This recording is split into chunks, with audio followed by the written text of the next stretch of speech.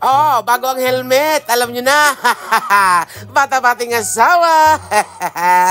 Bagaan tong helmet na to, kaya kaya nating iwagayway.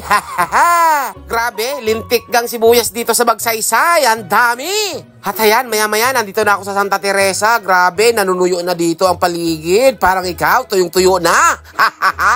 Sana naman umulan na nang madiligan na naman ang ating kapaligiran. Grabe ang init na kasi.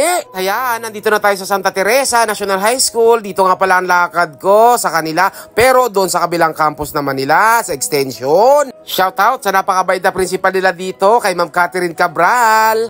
At maya-maya nga yan, nakarating na ako dito sa extension nila, dito sa Senior High School building. At syempre, pumasok ako dito, alangan namang hindi. Shoutout nga pala sa mga ma'am sir na naabutan ko kanina. Hello po sa inyong lahat. Sa pagkakataong ito, ngayon ko napatunayan na ang mundo dati ay lubog sa tubig kasi ang daming nakalitaw na bato dito na galing dagat. Oh, parang ikaw, nalubog na sa pag-ibig niya.